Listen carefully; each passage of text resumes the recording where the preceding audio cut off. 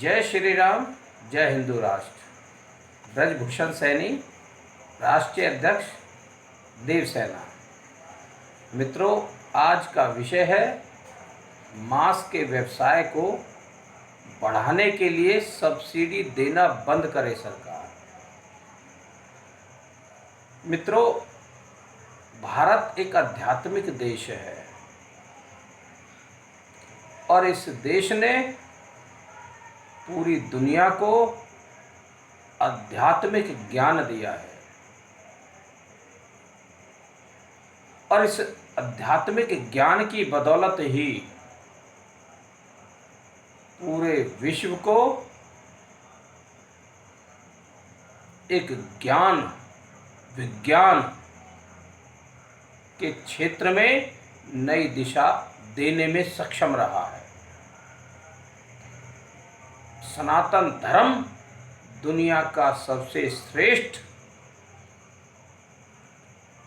और सबसे वैज्ञानिक धर्म है।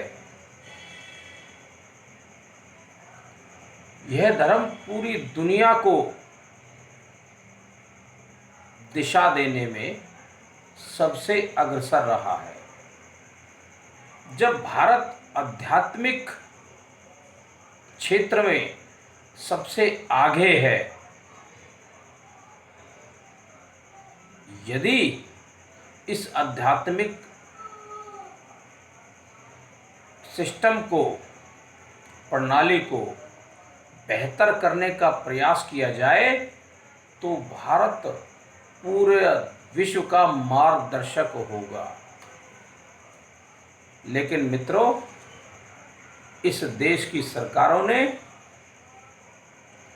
भारत के आध्यात्मिक विषय को क्षीण कर दिया है, कमजोर कर दिया है।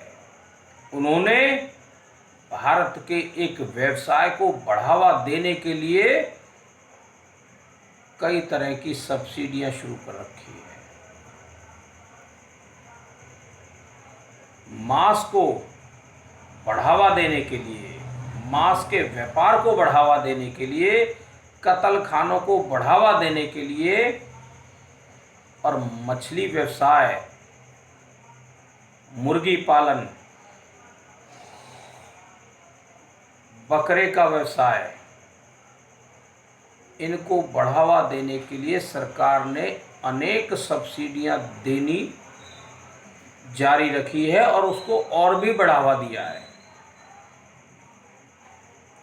कितने अफसोस की बात है, जो पूरी दुनिया का आध्यात्मिक गुरु है, वो देश पूरे दुनिया का सबसे बड़ा निर्यातक देश है मांस के व्यवसाय में, क्योंकि सरकार ने मांस के व्यवसाय को बढ़ावा देने का प्रयास किया है, जबकि आध्यात्मिक रूप से यहाँ के संतों ने पूरे विश्व को दिशा देने का काम किया। यदि सरकार भी आध्यात्मिक क्षेत्र में साधु संतों का और यहाँ के विद्वानों का साथ देती तो आज भारत पूरे विश्व का मार्गदर्शक होता। इसके बावजूद आज भी आध्यात्मिक क्षेत्र में पूरी दुनिया भारत की तरफ ही देखती है। जिस कोरोना की दवाई के लिए पूरी दुनिया एक दूसरे का मुंह ताक रही है, यदि भारत आयुर्वेद को बढ़ावा देता तो पूरी दुनिया आज भारत की तरफ देखती, क्योंकि आयुर्वेद के माध्यम से ही इस कोरोना बीमारी का इलाज संभव है और लोग ठीक भी आयुर्वेद के माध्यम से ही हो रहे हैं। लेकिन मित्रों, हमारा देश अन्य देशों का पिछलगू बनकर रह गया है। जो ज्ञान हमारे पास है, जो विज्ञान हमारे पास है, उसमें हम कार्य नहीं कर रहे। हम कार्य उन क्षेत्रों में कर रहे हैं जिसमें हम पिछड़े हुए हैं। लगातार उन क्षेत्रों को बढ़ावा देने के लिए, उन व्यवसाय को बढ़ावा देने के लिए सब्सिडियां दी जा रही है। इस देश में बूचड़ खाने के लिए 90% सब्सिडियां दी जाती हैं। अब मित्रों, इस बूचड़खाने का परिणाम देखिए। जिस क्षेत्र में ये बूचड़खाना खुलता है वहाँ 10 किलोमीटर तक भयंकर बदबू आती है। वहाँ की जमीन में ऐसे विषैले कीटाणु हो जाते हैं जिससे रोग पनपने शुरू हो जाते हैं, और वहाँ की जमीन का जो पानी है वो लाल होने लगता है, क्योंकि करोड़ों टन पानी जो मांस काटने के बाद, जो जानवरों को काटने के बाद जिससे दोहन होता है, वो सारा दूषित पानी जमीन के अंदर चला जाता है और वो पीने योग्य नहीं रहता। हम बढ़ावा इसको दे रहे हैं, जिस पर पूरी तरह से बैन होना चाहिए। उस व्यवसाय को सरकारें लगातार सब्सिडी देकर बढ़ावा दे रही है। इसी तरह से मछली के व्यवसाय को बढ़ावा देने के लिए 60-70% सब्सिडी देती है सरकार। आप आध्यात्मिक पहलुओं पर काम करिए, पूरा विश्व का मार्गदर्शक बनेगा भारत। लेकिन नहीं, इस देश की सरकार को ये अच्छा नहीं लगता, उन्हें ये मार्ग सुहाता नहीं। उन्हें तो ऐसे कामों को बढ़ावा देना है जिससे इस भारत की छवि भी खराब होती है और यहाँ के लोगों को भी पीड़ा होती है।